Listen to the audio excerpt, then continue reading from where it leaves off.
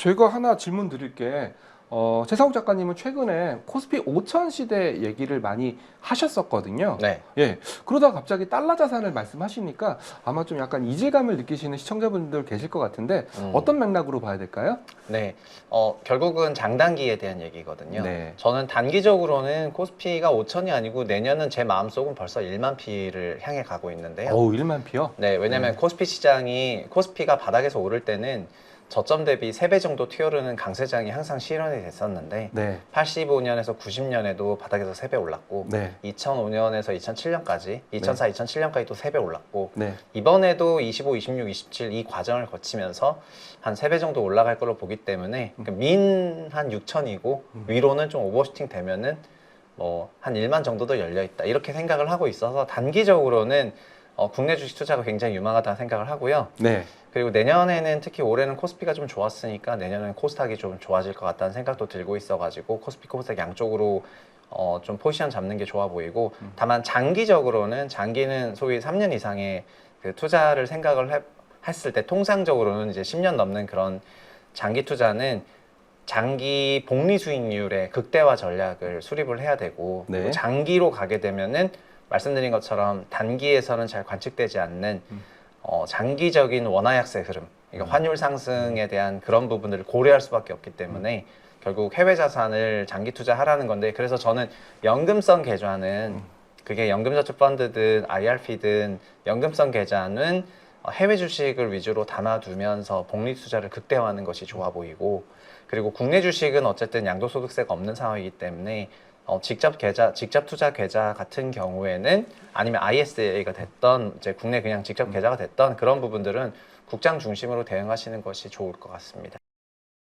네, 일단 이 질문을 왜 드렸냐면 지금 녹화를 하는 지금 이 순간 3,900포인트를 넘어섰거든요. 네. 그래서 4,000포인트라는 어떻게 보면 마디 지수대까지 왔기 때문에 아마 헷갈리시는 분들도 굉장히 많으실 거예요. 왜냐하면 워낙 빠르게 올라갔기 때문에 네. 한번 쉬어가지 않을까? 뭐 이런 생각들을 갖고 계시는 투자자분들도 많이 계실 것 같아서 지금 이 상황에서 어떻게 봐야 될까요? 계속 내년까지 지금 이렇게 올라온 것도 네. 이렇게 멀리서 보면은 이만한 거거든요. 그래서 그 좀 꿈을 크게 가지신 다음에 네. 뭐 모든 급등주도 막 이렇게 올라 보이지만은 이건 네. 이렇게 가까이 봐서 그런 거고 네. 이제 한참 뒤에서 보면은 이제 요만큼 오른 거거든요. 네. 이제 장기 시계로 보면은 그러면은 네. 일봉으로 보지 말고 주봉, 월봉. 네. 뭐 주봉 아니면... 월봉 봐도 좀 가팔라 보이는데 그것도 네. 또 월봉 보고 이러면 이만큼 오른 거거든요. 그래서 네. 너무 막 그렇게 일희일비할 필요는 없다고 생각을 하고요. 그냥 네. 믿음을 가지고 가면 되는데 지금 한국 주식시장은 결국은 반도체로 대표되는 AI 유관 관련 여러 기업들과 네. 그리고 수출 성장으로 대표되는 기업들이 있었는데 여기에다가 외국인 인바운드라고 하는 내수 관련 기업들 회복까지 좋아지는 그런 상황이고 네. 그리고 원래 이것과 무관하게 바이오텍 같은 경우에는 이제 실력 있는 의사들이 전면 배치되면서 성과가 나오고 있는 그런 거의 뭐 황금의 시대를 보내기 직전인 것 같거든요. 여기에 세제부터 시작해서 배당분리과세에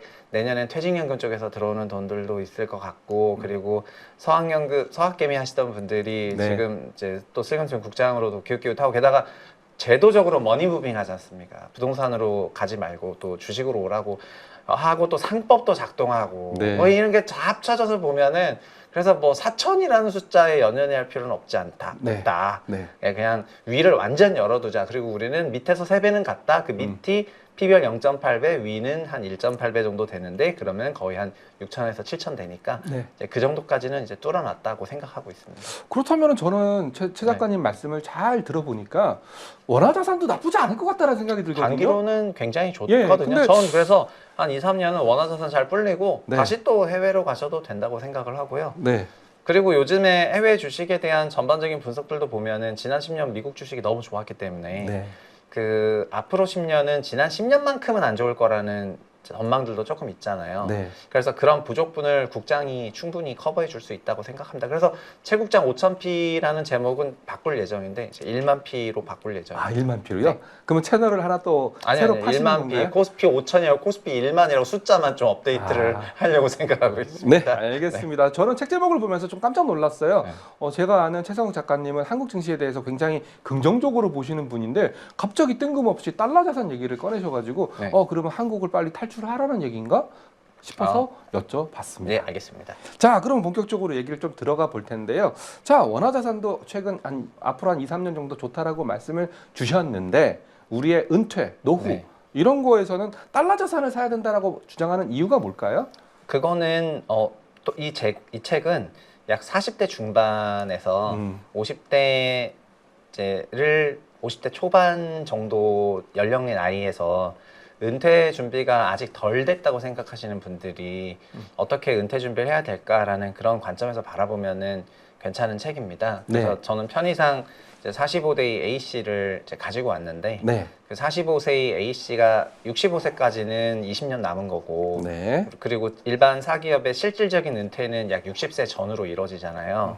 그리고 퇴직연금은 어쨌든 55세부터 수령이 되는데 네. 국민연금 기준으로 만 65세부터 받기 때문에 네. 약 20년간 이런 연금성 자산을 축적할 수 있는 시간이 남아 있는데 그렇죠. 지금 하나도 안 했다 만약에 그냥 하나도 안 했다고 하면은 퇴직금 정도는 있겠죠. 아니 퇴직금도 있는데 그거를 갑자기 이사 가면서 찾았었다 심지어 야, 그래서 그냥 퇴직금 중간정산 하나도 없다. 네. 예. 하나도 없다고 하면은 이분들이 이제 은퇴 고민을 좀 하게 되시는 거잖아요. 그렇죠. 그런 분들에게는 지금 연금성 계좌라고 하는 것은 해외 주식을 하시게 되면 세금이 발생을 하는데 그 세금을 과세이연해 주는 계좌니까 맞아요. 복리 효과를 극대화할 수가 있어서 그 연금성 계좌를 연금저축 펀드든 아니면 퇴직연금 계좌인 IRP를 통해 가지고 이제 과세이연이 되는 미국 주식에 주로 이제 미국 주식에 투자하시고 이거를 좀 지수 중심으로 하다 보면은 미국 S&P 같은 경우에는 거의 소위 30년 누적으로 봤을 때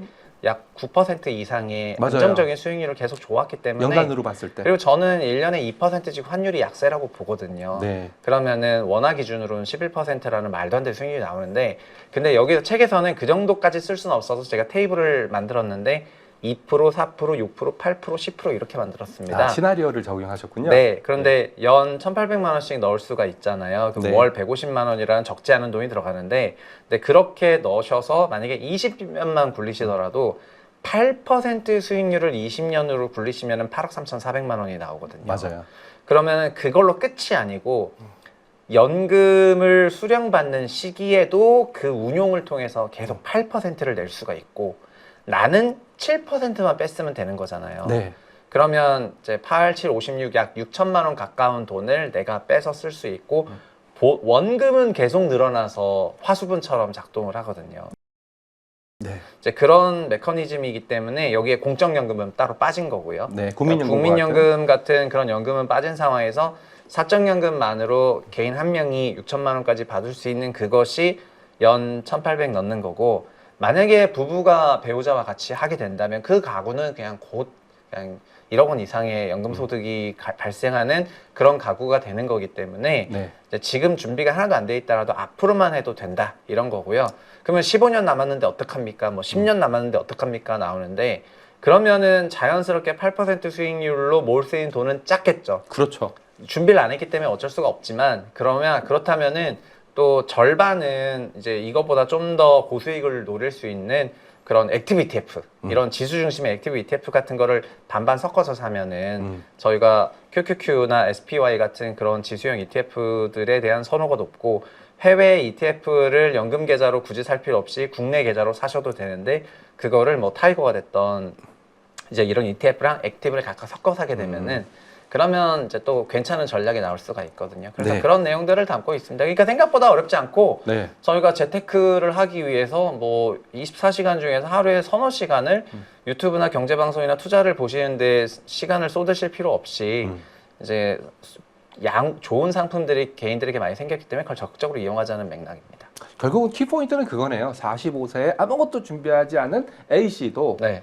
지금부터 준비하면 네. 충분히 노후 대비를 할 수 있다. 노후현금 흐름 1억을 양 부부가 만들어낼 수 있다는 말씀입니다. 그게 키포인트인 것 같습니다. 그리고 제가 달러 자산 1억에서 1억은 만약에 지금 1억이 있다.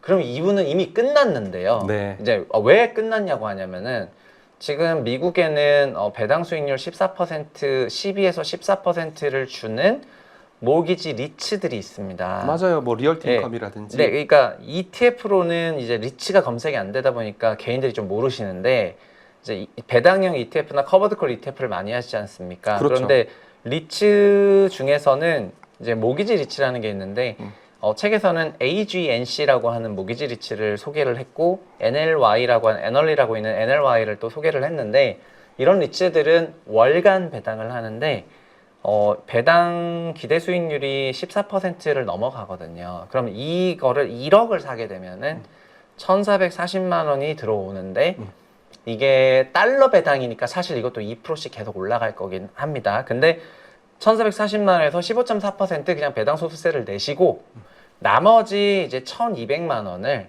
그거를 IRP에 넣으시면은 그러면은 아니면 연금저축펀드를 위험자산 100%가 되니까 연금저축펀드에 넣으시면은 그러면 그분은 끝난 거예요. 이미. 이거 딱 이걸로 배당 받고 이거를 월간 배당 받은 거를 연금저축펀드에 넣으시고 연금저축펀드에 넣은 걸로 지수형 ETF를 사면은 그럼 이분은 사실상 재테크가 끝난 거거든요. 그러면 거기서부터 앞으로 생기는 돈들은 그 모기지 리츠의 배당 총액이 2천만 원이 될 때까지 맞추면서 좀 증액을 하시거나 아니면은 국장이 좋으니까 국내 주식 하시면 되거든요. 네. 그래서 달러 자산 1억이 있으신 분들은 사실 이미 끝났다라고 말씀을 드리고 싶습니다. 자, 그럼 여기서 우리가 짚어 가야 될 부분이 바로 원화 가치의 하락인데요. 네. 일단 원화 가치의 하락을 주장하는 근거에 대해서 아마 시청자분들이 원하실 것 같아요. 아, 원화 가치 하락이요? 네, 왜냐하면 한국 아직도 괜찮아. 수출 잘하고 있어. 한국 기업들, 세계적인 기업들 많잖아. 근데 원화 가치가 그렇게 최 작가님 말씀하시는 것처럼 구조적으로 약해져야 된다라는 부분에 대해서 동의를 먼저 하셔야지 달러 자산으로 가지 않을까 싶거든요. 네. 그것은 화폐의 가치는 서로 상대적인 건데 그렇죠. 지금 달러를 이제 주창하는 미국의 경우에는 물가와 명목 성장률을 합쳐서 그러니까 물가와 실질을 합쳐가지고 명목으로 약 5%대의 성장률을 보이고 있기 때문에 우리가 올해는 0.8이고 내년에는 실질 1.8이니까 물가 1.8 정도를 더하면은 올해는 2% 후반, 내년에는 3% 후반 정도, 4% 가까이가 되는 그런 명목 성장의 나라이긴 하거든요.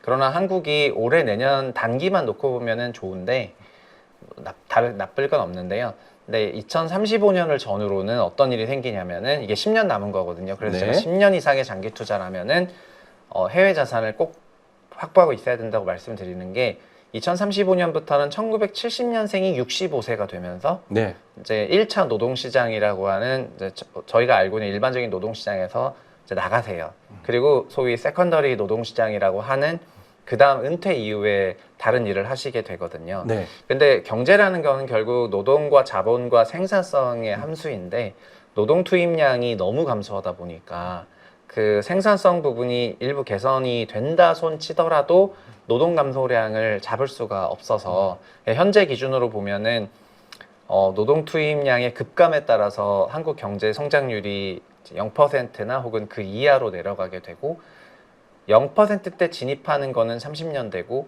0 이하로 내려가는 거는 45년부터거든요. 그래서 물론 변화가 있을 수도 있습니다. 자본 생산성이 갑자기 좋아져가지고 아니면 기술 발전이 네, 일어난다. 기술 발전이 우리의 예상보다 더 근데 잘 생각해 보시면 우리의 기술 발전도 이것도 우리는 이제 완제품을 만들어내는 국가라기보다는 중간재를 통해서 그렇죠. 그 밸류체인 상에서 기회를 잡는 기업이다 보니까 그 완제품을 생산하는 나라의 기업이나 이런 증시는 더 좋을 수밖에 없는데 그게 결국 미국 아니면 중국이거든요. 그렇죠. 그래서 미국을 해외 자산이 제가 달러 자산이니까 90% 이상은 미국이라고 생각하고 있지만 그래도 한 10% 정도는 중국 테크 기업을 넣어줘도 되는 것처럼 이런 한국의 원화 화폐 가치가 달러 대비해서 약세로 갈 거라는 거는 지금 당장 이미 몇 년간 해왔기 때문에 지금 당장 막 갑자기 2,000원 됩니다 이런 게 아니고 네. 2035, 2045를 거치면서는 되게 구조적으로 약해질 것 같습니다. 그래서 지금부터 미리미리 좀 퇴직연금성 계좌에는 그런 돈들을 투자해서 장기 연금성 자금으로 하시는 것을 이제 권고드리는 이유입니다. 네.